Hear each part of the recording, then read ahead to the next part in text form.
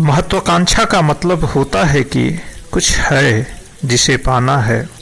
शांति या शक्ति, धन या ध्यान, कोई भी लक्ष्य हो, वह तत्काल तुम्हें वर्तमान से हटाकर भविष्य में ले जाता है और उन लोगों के साथ प्रतियोगिता में डालता है जो स्वयं भी इस लक्ष्य के लिए भूखे हैं।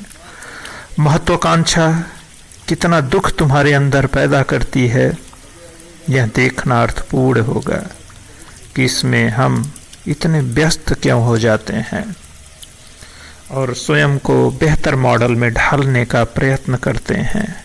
जैसा है उससे कुछ अलग होने की कोशिश। इस तरह की दौड़ महत्वाकांक्षा का एक उदाहरण है और यदि आप इसे इस समय पूरा नहीं कर पाए तो अगले जन्म में दूसरा अवसर पाने की कल्पना करते हैं। महत्वाकांक्षा सभी दुखों का मूल है। और व्यक्ति ब बनना चाहता है।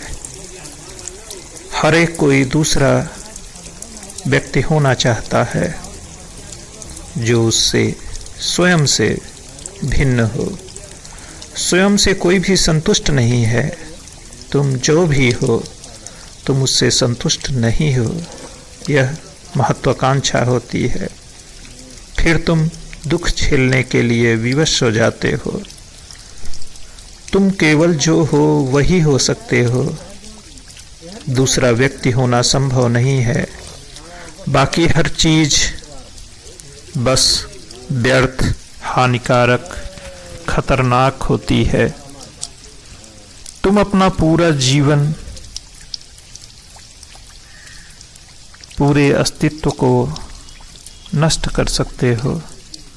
तुम जो कुछ भी हो बस वही हो। इस बात को स्वीकार करो। दूसरे की तरह होने की इच्छा मत करो।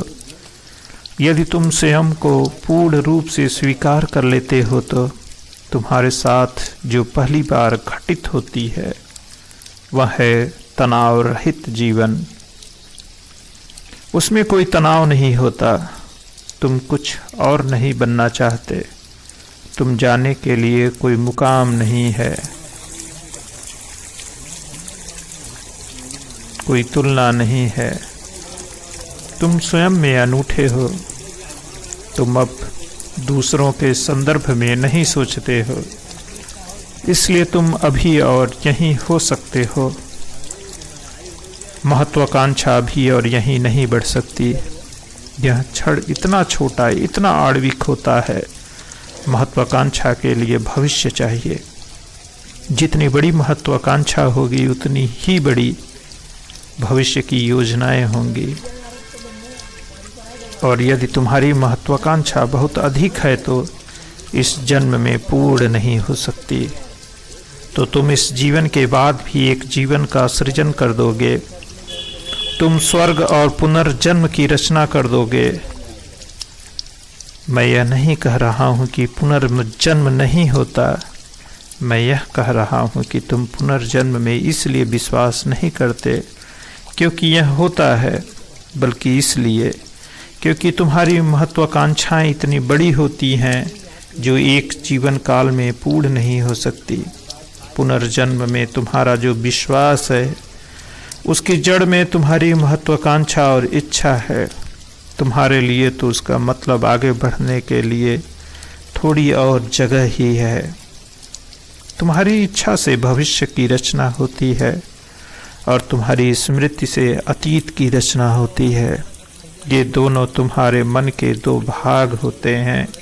इच्छा न करो तो भविष्य समाप्त हो जाएगा।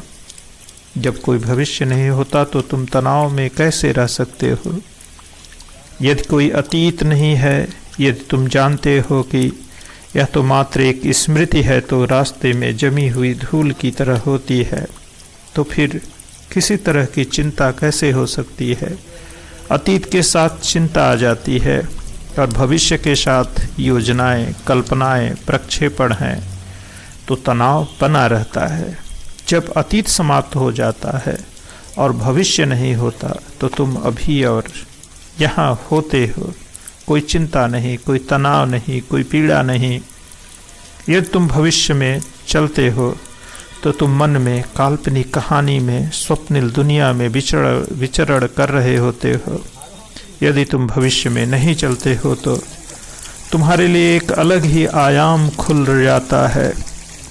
तुम शाश्वत में विचरण कर रहे होते हो, शाश्वत क्षण में छिपा होता है।